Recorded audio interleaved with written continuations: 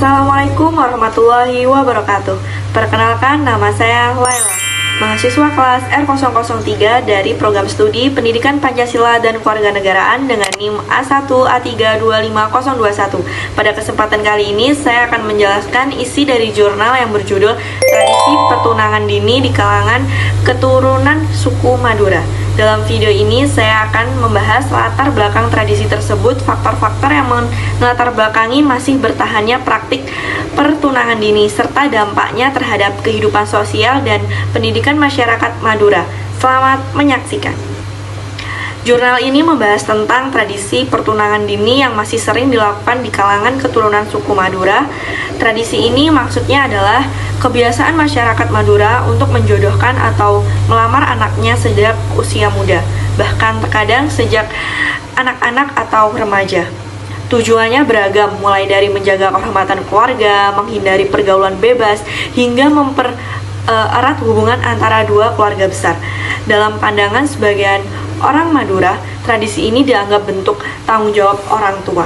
Mereka percaya bahwa dengan pertunangan dini, anak-anak tidak akan keliru jalan atau melakukan hal-hal yang dianggap melanggar norma agama dan adat. Jadi, pertunangan dini bukan hanya soal cinta atau pernikahan, tapi juga tentang harga diri, keluarga, moralitas, dan status sosial di masyarakat. Bagi mereka, menjaga nama baik keluarga adalah yang sangat penting. Namun di sisi lain, penulis jurnal ini, yaitu Muhammad Asriel Nasrullah dan Ahmad Fauzi, menyoroti bahwa praktik pertunangan dini tidak selalu membawa dampak positif. Di era modern seperti sekarang, banyak dampak negatif yang muncul terutama bagi generasi muda.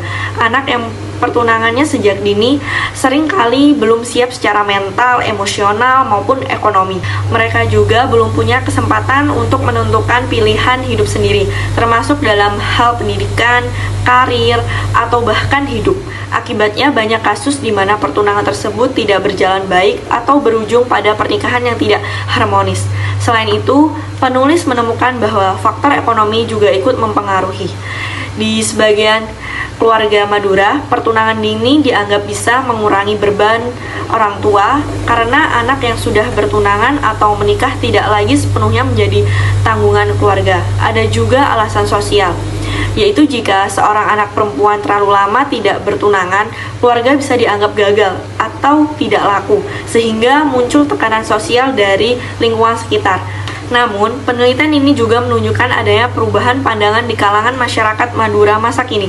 Generasi muda mulai berpikir terbuka, mereka menilai bahwa pendidikan dan kemandirian lebih penting daripada sekedar mempertahankan tradisi lama.